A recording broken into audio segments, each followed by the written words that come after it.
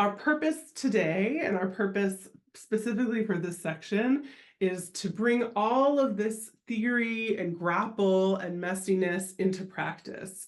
So where the design and the architecture of the day was to broaden, zoom in, broaden, because some of us really love theory and some of us really love the technical, how do I do this? And I know that many of you have been asking, both because I've seen your questions in the Q&A and also in chat, like, what does this look like in real life? What could this look like in real life? Or what happens when this looks like in real life? So this is it. If you were with us in the morning, and if you have been in other of our programs, you know that we are part of the MHTTC network, the Mental Health Technology Transfer Center Network. And our region specifically focuses on the Pacific Southwest, the Pacific Islands, Hawaii, California, Nevada, and Arizona. So this session zooms in on practices in Hawaii and in California and Arizona specifically. So welcome. I want to offer what this 75 minutes of our collective lives will feel like. So again, I'm going to introduce the session, what brings us here, and it will feel, I promise you that it will feel very full. First, you're going to hear for about 12 to 15 minutes some spotlights of one or two practices from each of our speakers. And then we've invited them to offer some takeaways, what they are inviting you to learn and to be co-learners with in each of their shares. And then we'll close with some discussion and potentially questions and answers.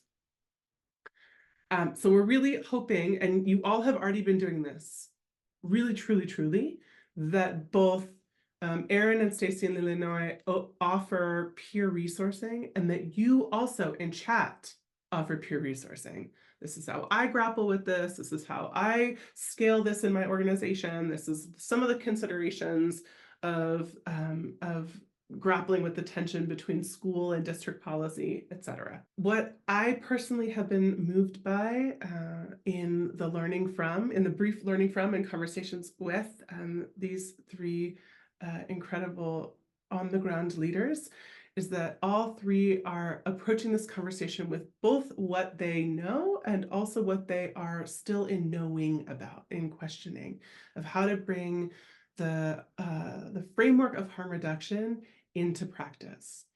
And Erin is going to start us off. What I'm personally excited about is that Erin is our most specific teacher today on the intersections of harm reduction and school culture and school climate. And then we're actually going to hear next from Stacy and then close with Illinois' offerings.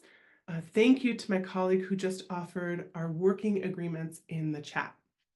So again, this is a reminder that we're all just speaking from our own lived and living experiences, both personal and professional, and often for many of us, the combo platter of both.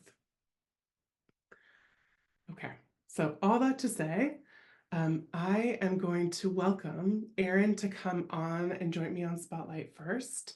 And Erin and all of our speakers, we have an agreement that I'm going to join you back on Spotlight when you've got one more minute left. So that will be your visual cue. And I'm also going to private chat you just for time purposes when you can kind of anchor on being done with your particular section. Without further ado, I hand the mic to Erin to introduce yourself and to share how you're bringing the approaches of harm reduction into practice.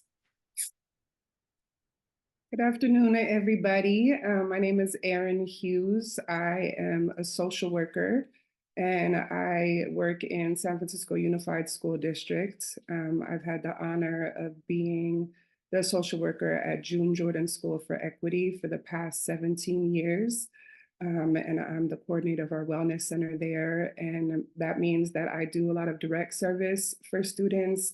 I'm providing counseling, one-on-one counseling and group counseling, as well as case management, health education, a lot of different work to support the needs of our students and our community there.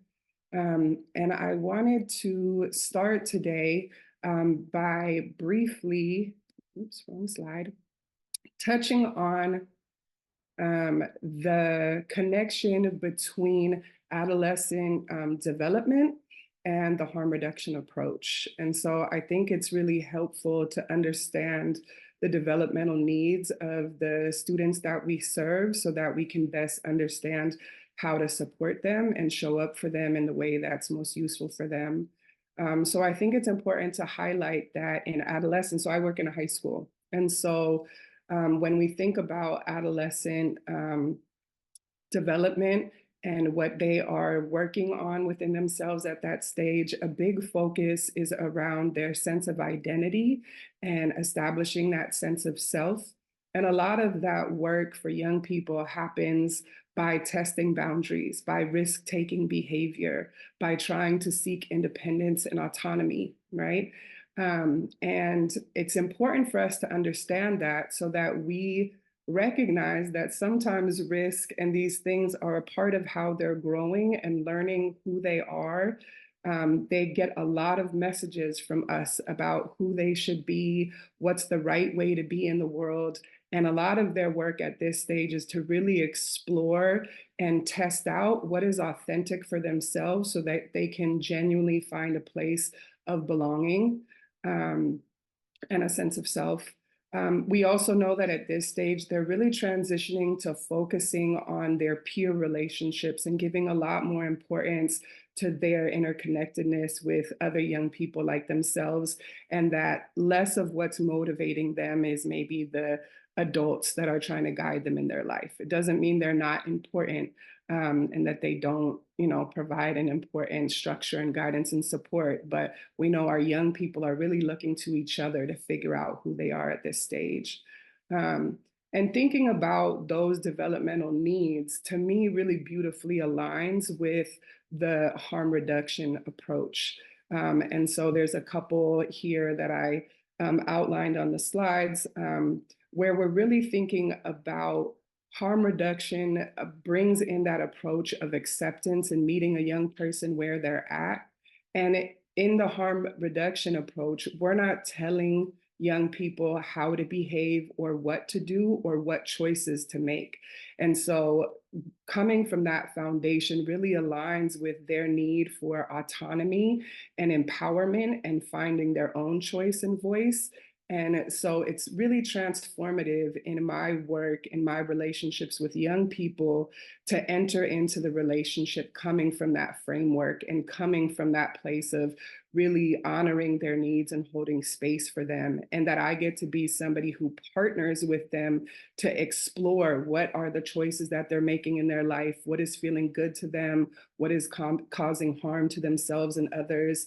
And when I can enter into that dialogue in a really non-judgmental way, and to intentionally kind of move away from that inherent dynamic that exists often between adults in a school environment and young people, where we're the authority, we're the decision makers, we're the ones saying how it should be or not, right? So when I intentionally bring a student into my office, I'm naming the fact that my job and my role isn't to convince you to stop using substances. It's not to convince you or tell you what to do. I'm really here to hold space and support you in exploring what feels right for you. And I think that what I find is that really shifts and opens up a dialogue that I don't see happening in a lot of other spaces in a school environment. Um, and so, oh, that's why my slides were backwards. So there's information on here that you guys can all access around what I've just been talking about. And so one of the things that I find that often happens in school-based environments is we have adults that play different roles. And to me, I think that's in the benefit of our students, right? That we have people that it's part of their responsibility to maintain the boundaries and the community norms of our school environments, right? That we understand from a trauma-informed lens that we do need to hold safety in our school communities so that young people can show up and be in a space where they can learn and grow. And that if we don't have expectations and shared agreements about how we act in that space, that that can compromise the safety and the ability for students to learn and grow, right? I think that what I find is that our systems are designed for compliance and for rules and the approaches people take to hold those boundaries and create that safety. And what we've been learning, and I think bringing more resources and attention to as well, is that even though we need structure and safety, we equally need high levels of support and connection where students are being seen and heard and are being given access to relationships where they get supported in figuring out what they need and want for themselves. And so for me as an adult in the school environment that's not there to punish or give consequences to a student for any behavior, right? That doesn't mean that I don't work in partnership with folks that are there, like an administrator who might be having a more disciplinary focused conversation. I'm not working at odds with them. I'm working in complement with them to be able to provide additional supports and resources that really open up conversations. I think for many of us that work with young people in schools, we've been a part of a conversation or dynamic where we can see and feel that a young person is just shutting down, that they've heard what we're saying 100 times before. They're not interested in it. They just want to get through the conversation and get over it and move on with their day, right? And my intention and what I find harm reduction work does is to really meet them where they're at and open up dialogue and conversation. And so this example of the social discipline window is just a visual example to talk about we don't only want to be authoritarian and punitive, right? And we also equally don't only want to be permissive and paternalistic. That in where I find us having the most success with young people is when we're really working in partnership with them in that restorative sense. And so I wanted to also name quickly just some specific ways that in San Francisco, we structure some of these approaches that use a harm reduction approach in the systems and structures of our schools. Because I think that when we have a genuine commitment and understanding that this approach can support the development and the well-being needs of our students, we need to commit to it in a way where we put it into the way our systems function, that there's structure behind it, so that it's not just that one person who might be good at it, and when they leave, all of that practice leaves the school community, right? So some brief examples of how these practices exist in the school where I'm at is there is a policy in SFUSD where if a student is caught under the influence on campus or under the possession of substances on campus, instead of having an automatic suspension, which is a typical response in a school environment to this, and I think it's important to name, can be part of that school to prison pipeline that we definitely want to find ways to interrupt. Students in SFUSD are given an option. So it starts with a choice where they can choose to commit to 3 counseling sessions in the Wellness Center as an alternative to suspension. And when they come to us for that, what we're using is an intervention called Brief Intervention Services that is a structured 3-session intervention where we're exploring the stages of change, where we're exploring what's working for them about their use and what's not, where we're having these really rich conversations about how they can identify what their needs are and get their needs met while reducing harm to themselves and to the school community that they're a part of. And so that's one example of how kind of a harm reduction approach can be structured into the system and how we respond to these issues that are constantly coming up in our school environment. It's not a perfect model. I want to be transparent and clear. And we have students that are in a range of, on a spectrum of where they're at with their use. And we don't find that this specific intervention works best with our chronic users, but it's still something that has been really beneficial to offer to our students and our school community. Another example is the rights that students have to engage with sexual reproductive health appointments at our local community-based clinics in the city, and that they have a right to choose into those under minor consent, and they're able to get excused from school without parent permission to access those. And so that's an example of harm reduction work, because we understand that students need more access to the resources and tools they can use to keep themselves safe, and that abstinence only approaches don't meet all students where they're at. And I think sometimes the message gets confused. People think that by offering these supports, it means that we're encouraging them to do all of these things. And I think it's important to name that that's not the case. But if we're really listening to our students, if we're seeing where they're at and recognizing their needs, we need to show up for them and offer opportunities for them to get resources and support. So those are two quick examples. And I encourage you all, if you're at school sites, to really assess the systems that work within your school environment and see where are there opportunities to really structure approaches with young people that utilize a harm reduction framework and offer those opportunities to have a different kind of conversation than many of our students are having in their schools. And I think it's really important for schools to take on this work, because that's where our young people are at for the majority of their day, right?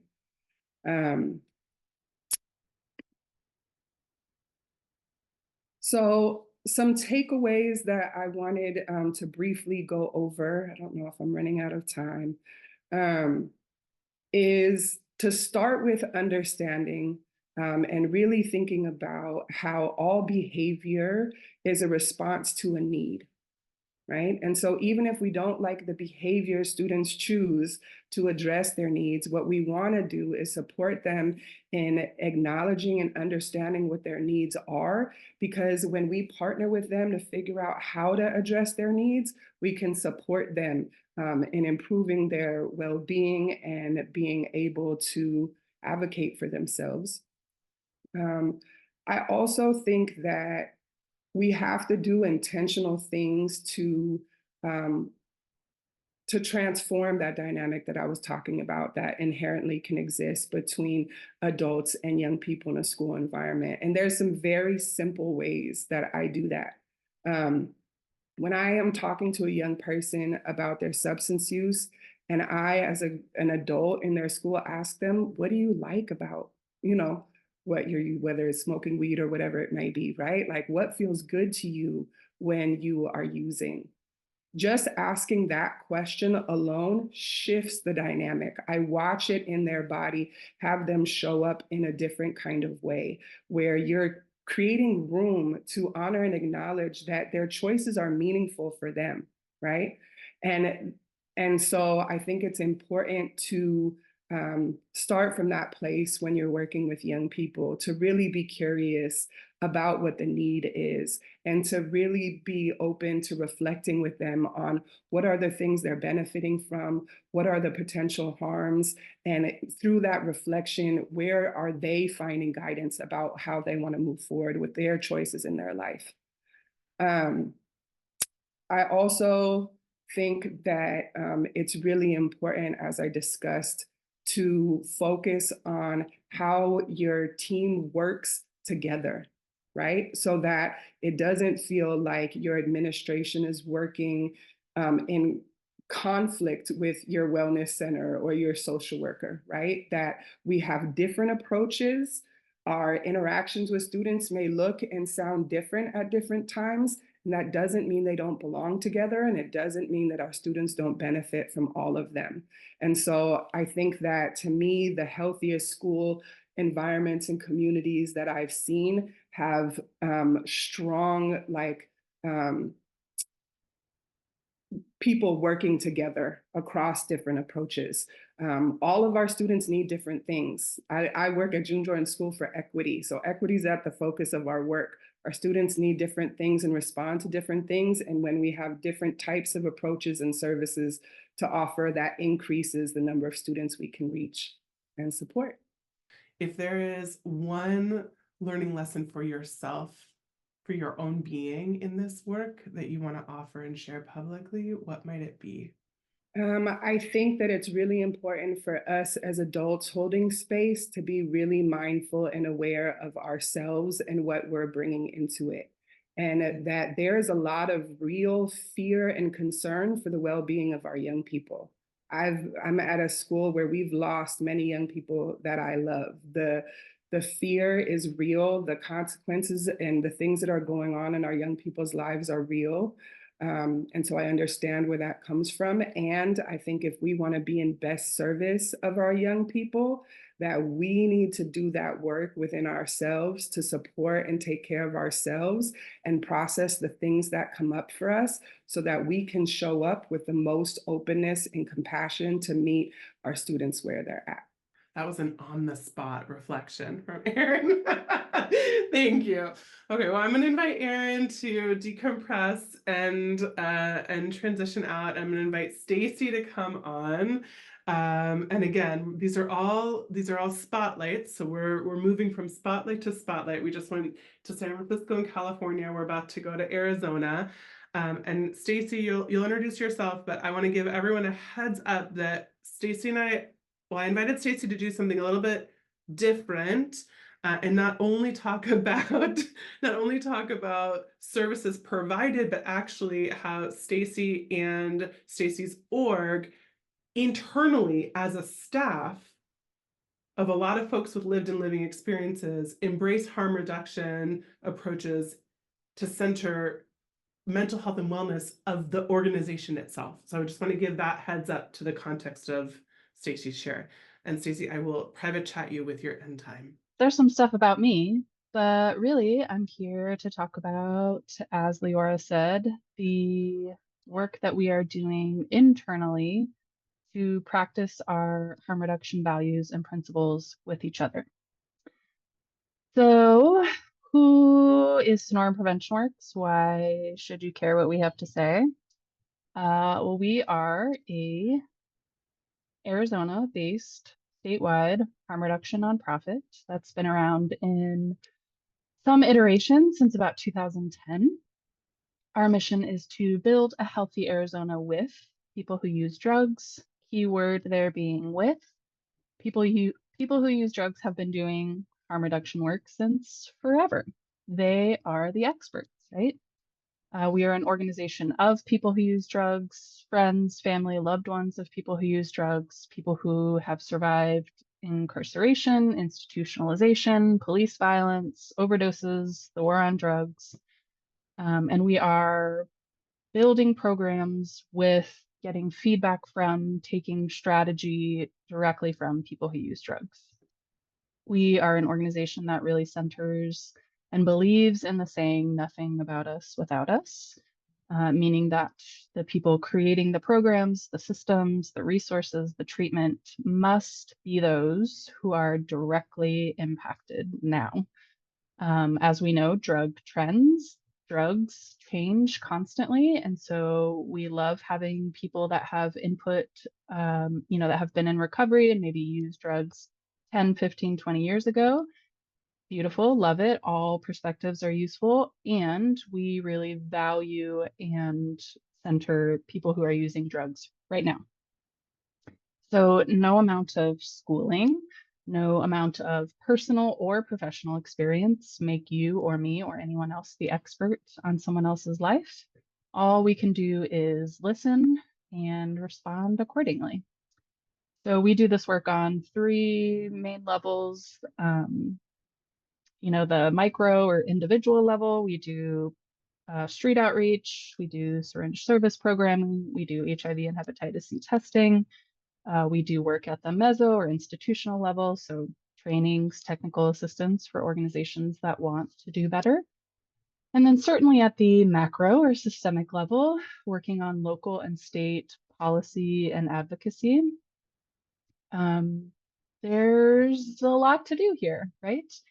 And as Leora said, I want to share a little bit about the process of how we are learning to practice harm reduction with each other internally in our workplace. It has been messy, to say the least, and challenging, and a lot of harm has been caused in that process. My hope is that in having this conversation, that maybe we can reduce some of that harm or continue to brainstorm and be in conversation together of how to show up for each other. But first, I think it's important to understand the context of the work that we're doing in Arizona. Yeah, if anyone is from Arizona in the room, I'm sure you're giggling along with me that we've had our work cut out for us. So sorry, I didn't switch my slide. Our proximity to the US-Mexico border certainly has an impact on the work that we do. It means heavier police surveillance, it means more police violence, it means increased trauma, increased poverty, it means structural abandonment. So the institutions that receive and disseminate the funds that we use to support our community,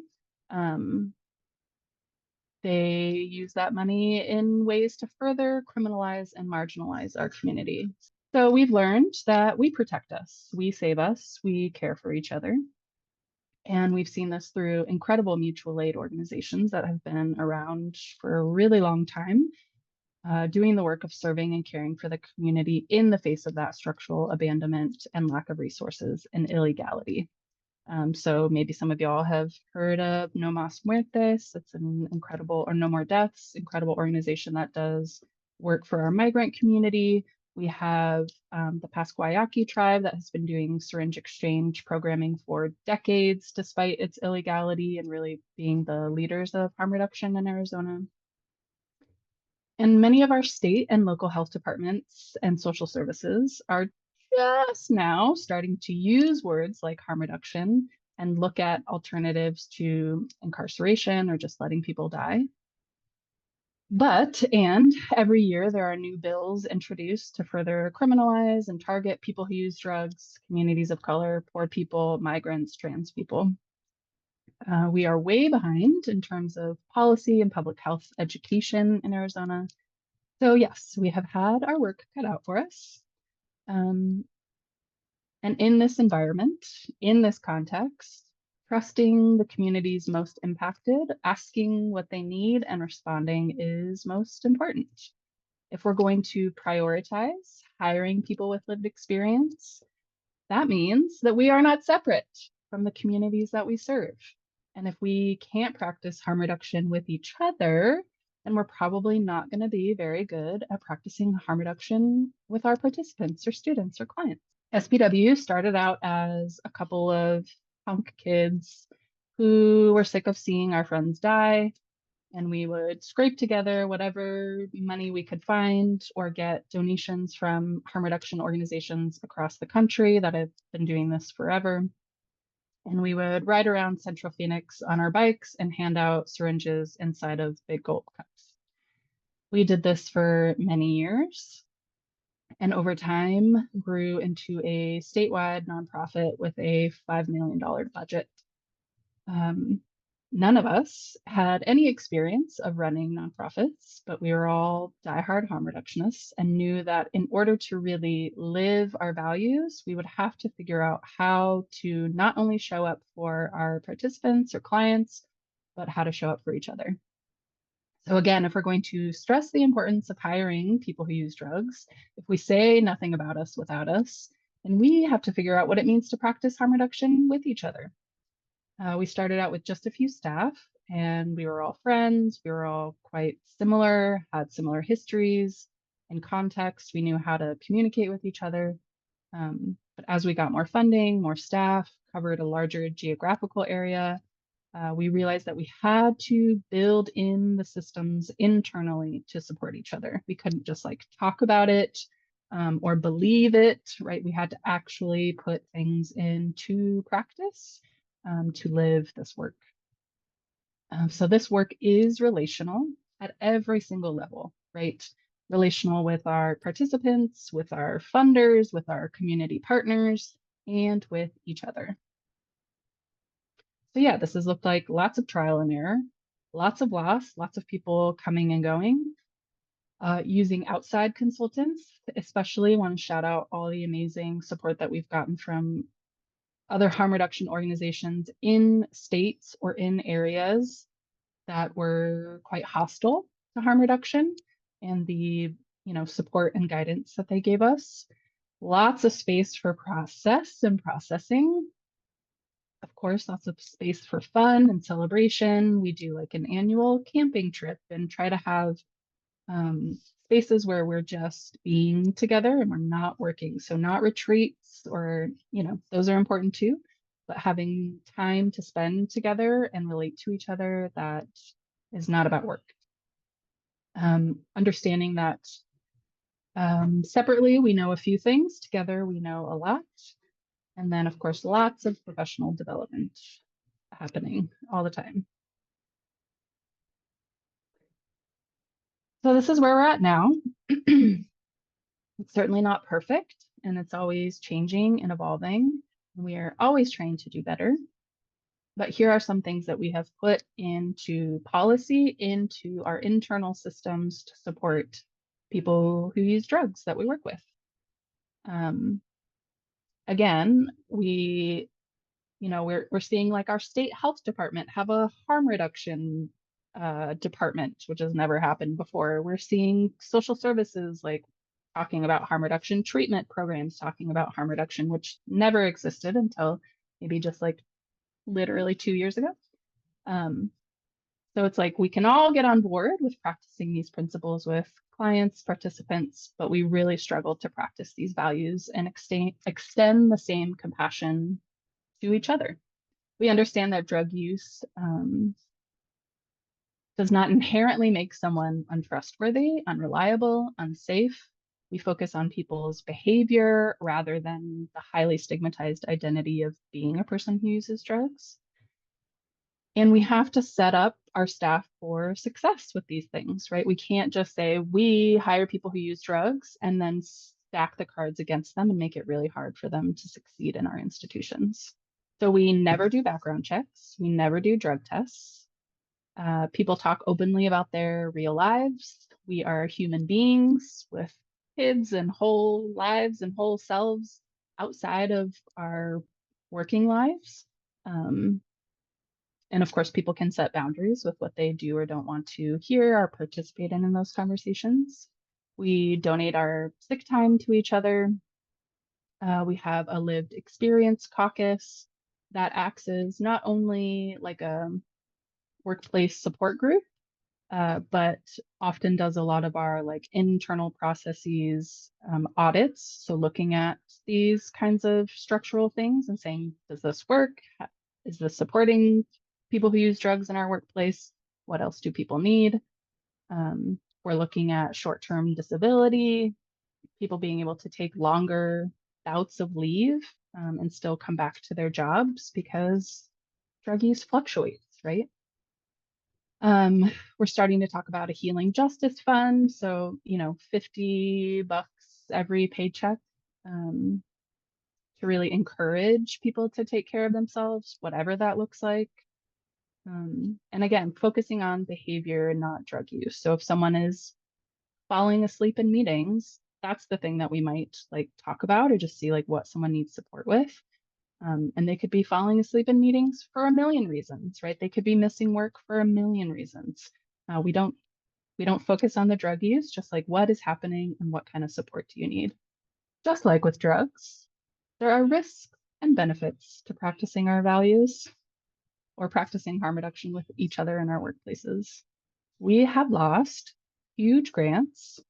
We have had funding pulled for practicing our values, which meant people lost their jobs. Many insurance companies and or funders require things like drug tests or background checks, and we just don't do it, which means that we are literally risking our entire organization and people's livelihoods to practice these values. Yeah, for better or worse, right? We often get stuck in process. Things take a lot longer. It's hard to have consistency. It's hard to make decisions. It takes so long when you are considering and accommodating everybody.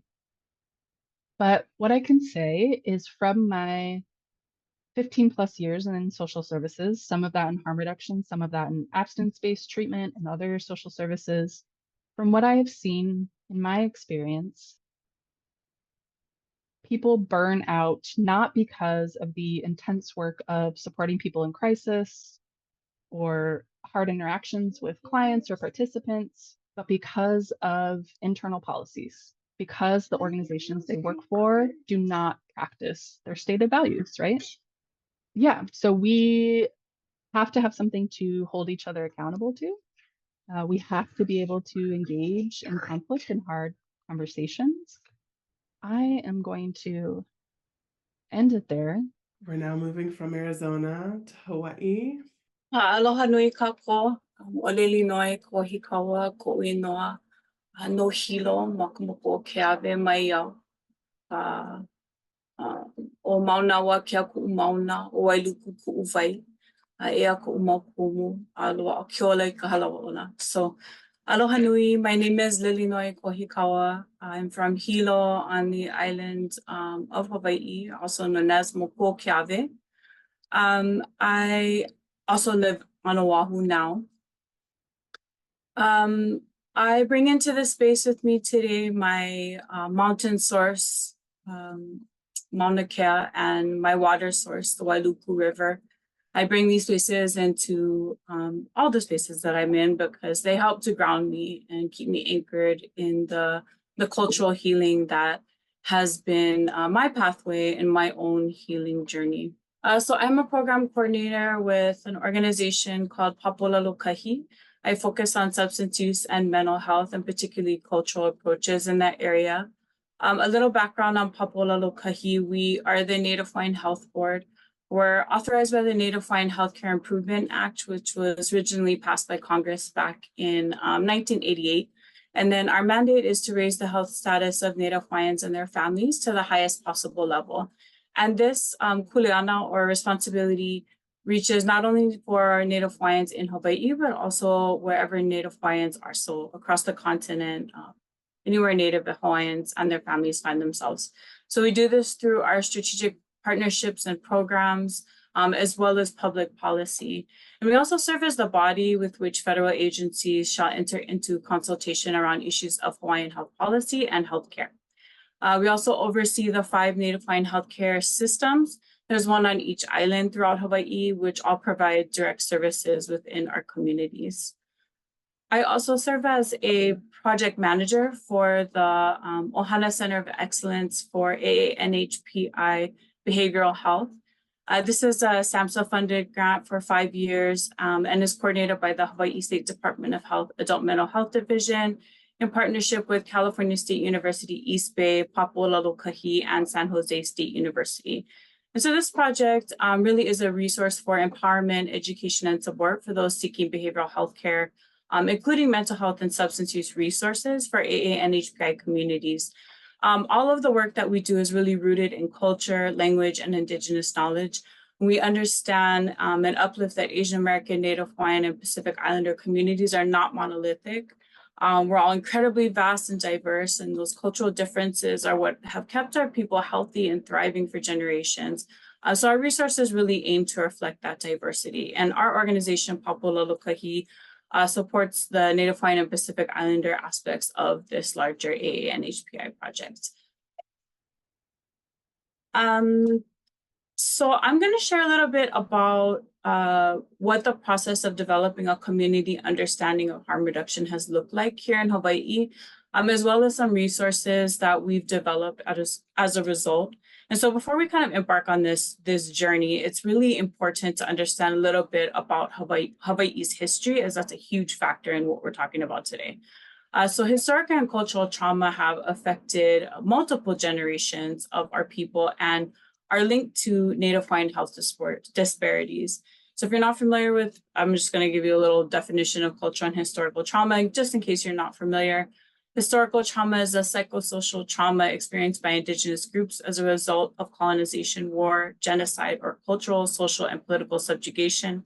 Cultural trauma is the loss of identity and meaning that negatively affect group consciousness, and it marks the changes in them in those communities in fundamental and irreversible ways, often resulting in the loss of language, lifestyles, and values. And some of the events that have led to these traumas in our populations are rapid depopulation. So population estimates at the time of contact here in Hawaii, which was in 1778, were somewhere between 400,000 to 1 million people. 2 years post-contact, 1 in 17 Native Hawaiians had died. By 1800s, the population had declined by 48%. By 1820, 71%. By 1840, 84%. Another issue, foreign exploitation, the exploitation of labor, land, and all natural resources, cultural conflict via forced assimilation and acculturation, criminalization of the Native identity, which made cultural practices such as hula illegal, banning Hawaiian language in schools and at homes, adoption of harmful foreign ways through forced imposition of Western concepts of land ownership, which led to massive land dispossession. Historically, Native Hawaiians had no concept of land ownership. We tended to the land as a member of our own family, which is a relationship that can be traced through our genealogies. In the Mahele, which was a land division of 1848, these Western notions of land ownership and privatization were imposed on Native Hawaiians and enacted forced removal of ohana or families from the lands they had tended to for generations, which forced them to move into more populated areas, shifting from subsistence living to a capitalistic system and completely shifting their entire paradigm. Neglect, insensitivity, and malice from the dominant society. I've seen someone in the chat citing annexation. Also, the illegal overthrow, right, of the Hawaiian kingdom. In 1893, there was a coup which was staged by a group of mostly American and European businessmen and politicians with support from the United States government.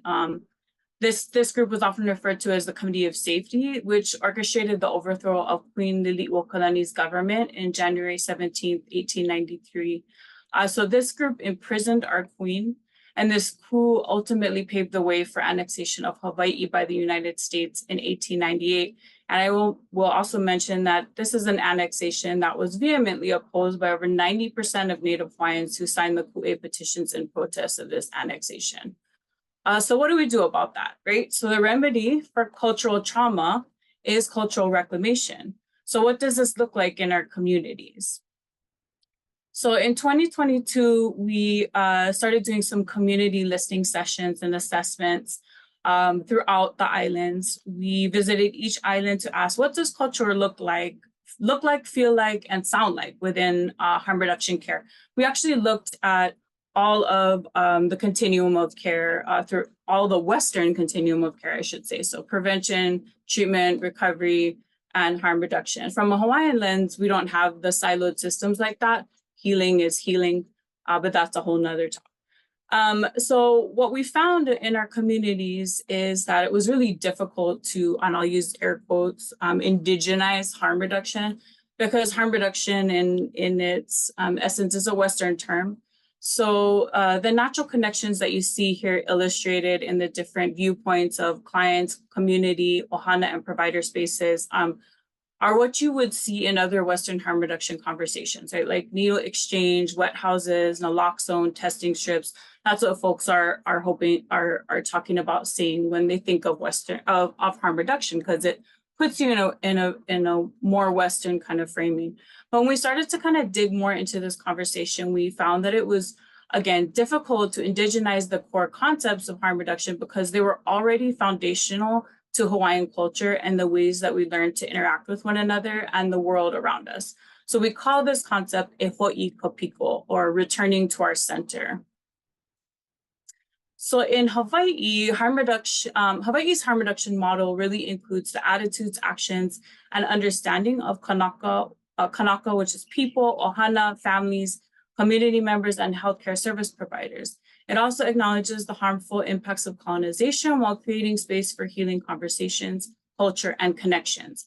It's a process to elevate Hawaiian ways of knowing, doing, and being, which are strongly connected to holism, spirituality, and relationships to Aina, which is land. Mainstream or Western models of harm reduction really often focus on behavioral risks rather than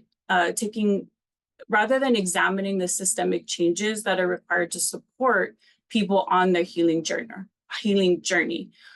So a Hawaiian approach to harm reduction really requires us to address those systemic inequities and racism that have caused harm in our communities.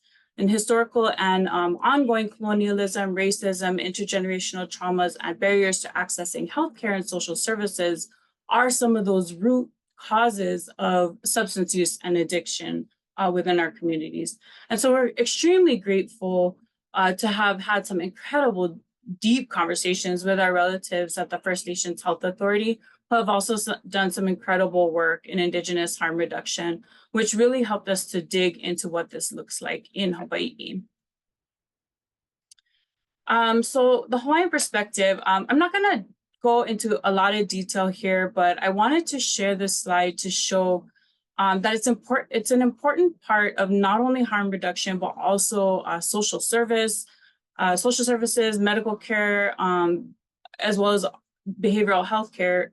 A crucial part of this is really understanding the unique worldview of the people that you're serving, right? So here on our screen, we have a visual depiction of a Hawaiian worldview.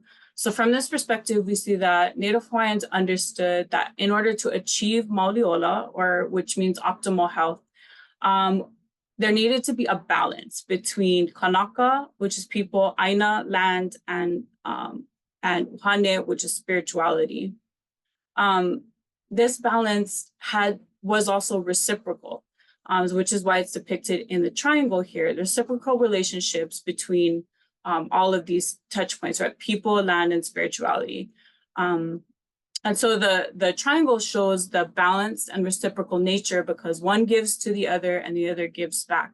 It's a two-way street. It's never a one-way street, always two-way. And that's where the balance comes in.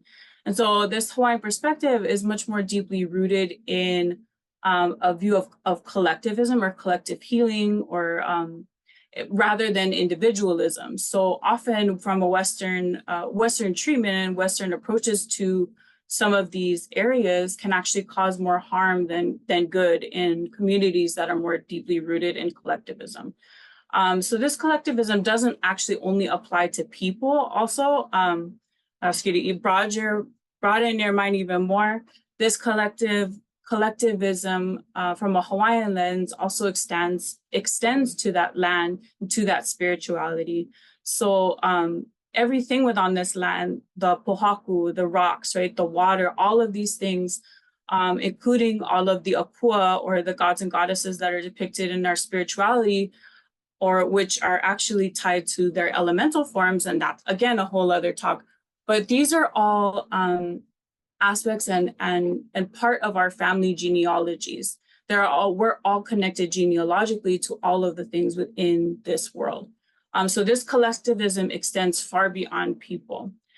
Western influence and colonization created imbalance in these relationships and often strained, again, those sides of the triangle, even sometimes severing them completely.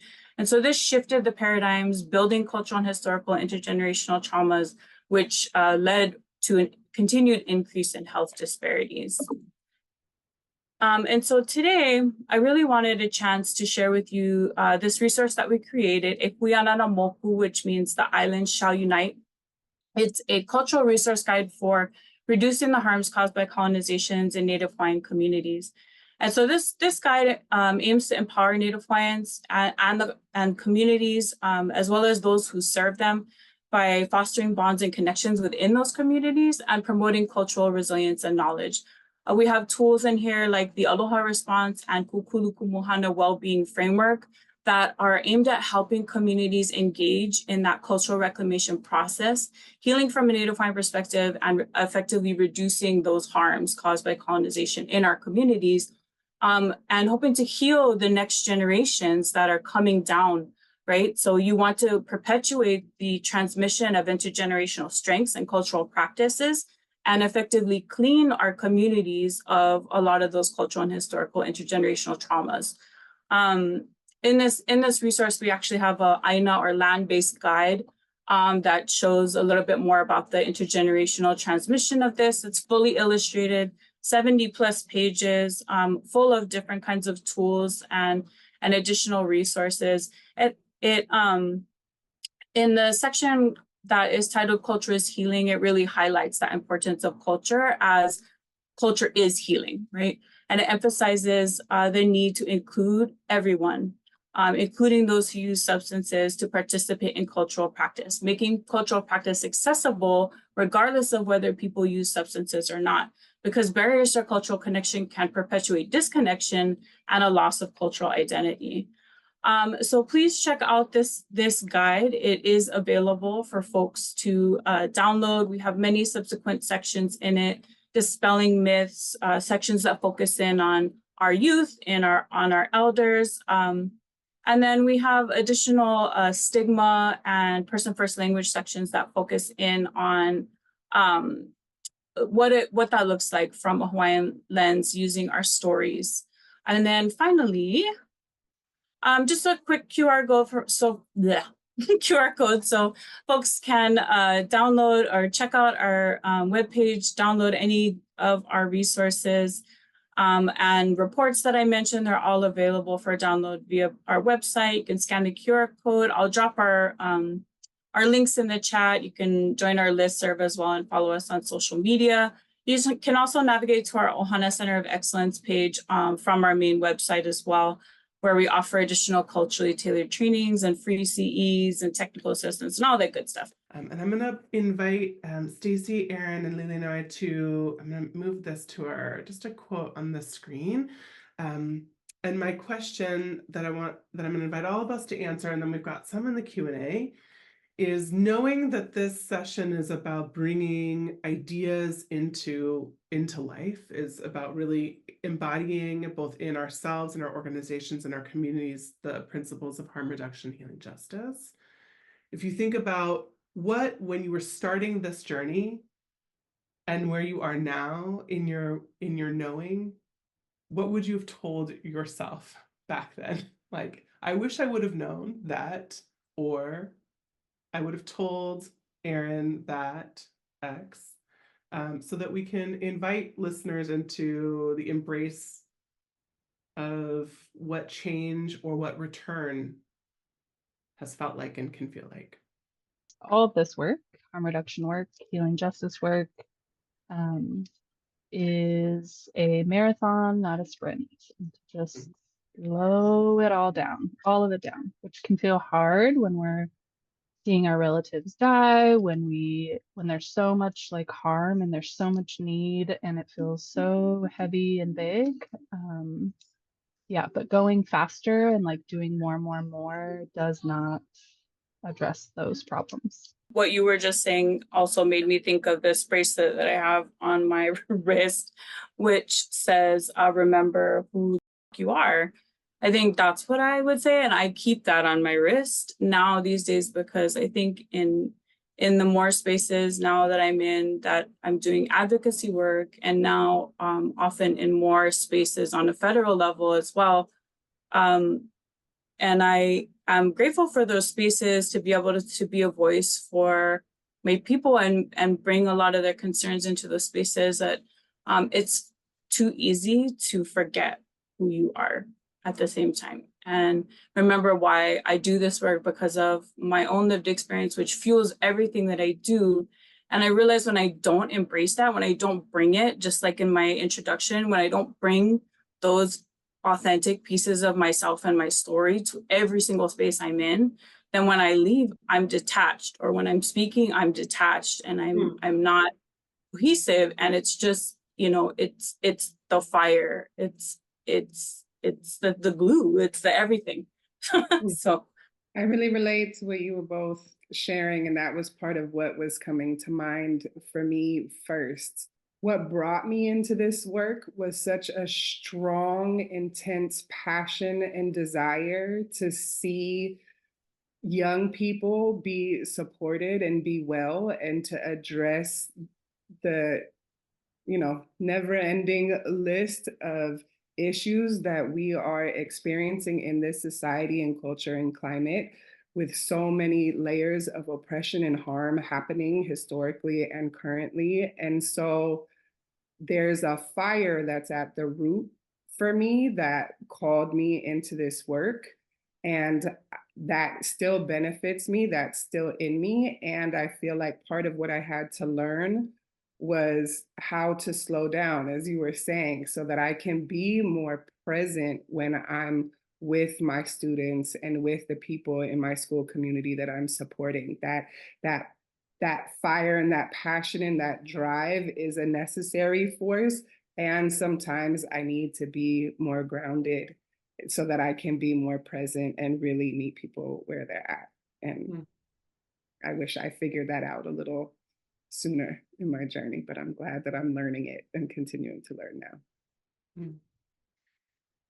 I think the three of you are surfacing that coming from and through and holding onto this work is a radical invitation to repair and using the word return, and that it often, and what we're hearing is that by embracing the principles and also the practice, it can invite us to release some of the conditioning that has caused ourselves and our peoples such constriction and pain, and something happening to us rather than with us.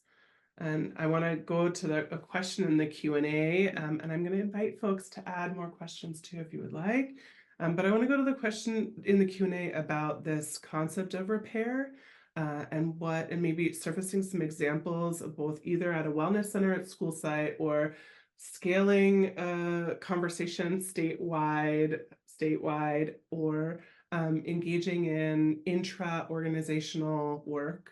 What happens when there is an ouch or a rupture and there needs to be accountability held in a healing-centered way? And maybe if you can offer some examples, either when you've oopsed and how you've repaired and navigated, or ways in which we as practitioners can hear that because this work is messy, how do we hold on to that mess?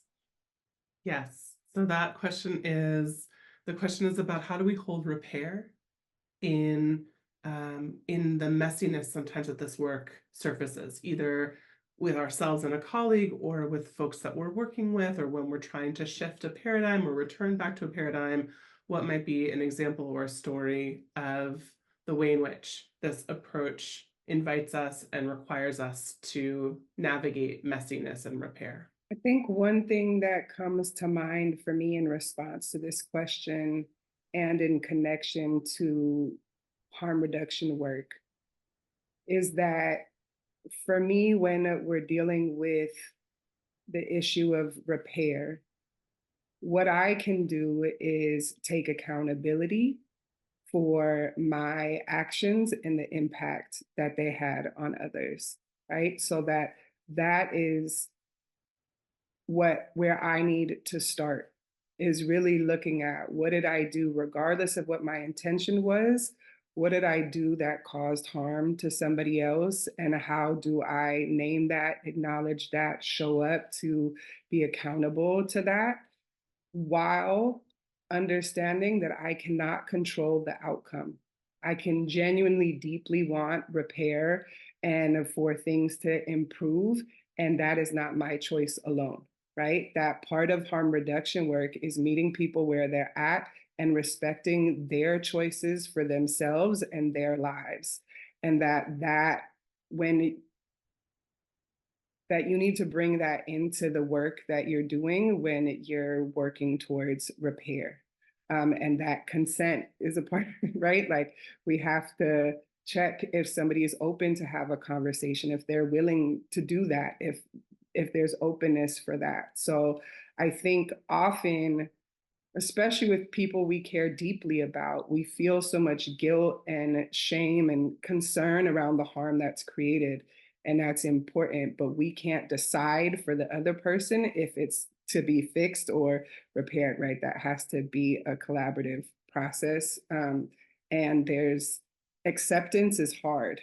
And I think that acceptance is something that I continue to learn about, and that if you really honor people and where they're at, that means you might not get the outcome that you want. But showing up in that way, I think, honors the people we're in relationship with and shows respect and care. I think for me, what comes up when you were sharing that framing is more like associated with, I think, the work we do here in Hawaii is that in repair, we're not starting from scratch. Basically, in this work, what we're doing is we're reclaiming parts of ourselves that have either been disconnected or lost or suppressed or oppressed or whatever it may be. But our ancestors had ways that kept us healthy. And it's a blueprint that's there for us that they passed down in our stories, and the knowledge that they shared that has been perpetuated through generations underground during those incredibly oppressive times that had been saved for us, because I think that they knew that their people would need it someday. And today's that day, and will continue to be that day when we need that. So I think we're lucky in a sense that we have that blueprint. So when we do our repair work, we can consult knowledge that has kept our people thriving and healthy for generations. And I'll just add to that, giving permission for people to embrace that part of themselves when they may not feel like they're enough. From what you are offering and the work that you're holding, that I imagine that invitation is not just at the individual level, but at the community level and at the generational level of when generations have been told that they are not enough or not worth. Yeah, this has looked so many different ways for us internally, when there's like harm caused between, I think we talk a lot about power dynamics in our work. Erin talked about that with students. There's like power dynamics in a country that is founded on white supremacy, right? Like, and then there's power dynamics internally between like leadership and frontline staff. And so I think always our like first step is who the conflict is between, and like the identities of the people who the conflict is between, and the power dynamics between the people that are in conflict. And if it's like I'm in conflict with a staff that I supervise, the way I show up to that is going to look a lot different than, if I caused harm in an interaction with a participant or whatever. So I think, just like starting from like who is the conflict between and what are the power dynamics that need to be like named.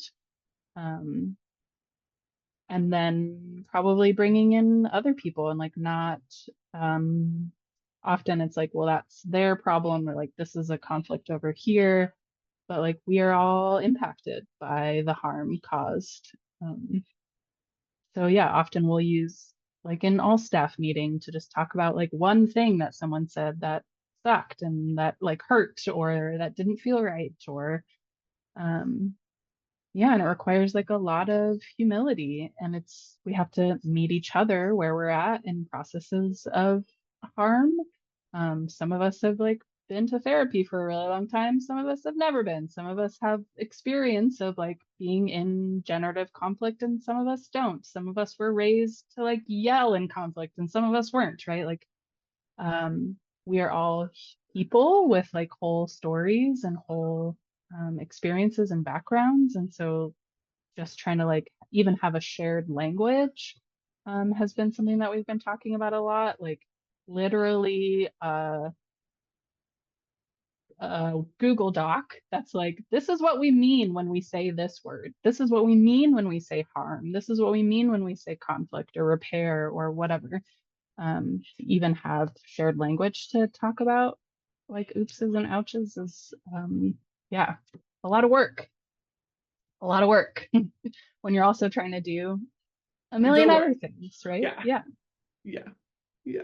Thank you, Stacy. Okay.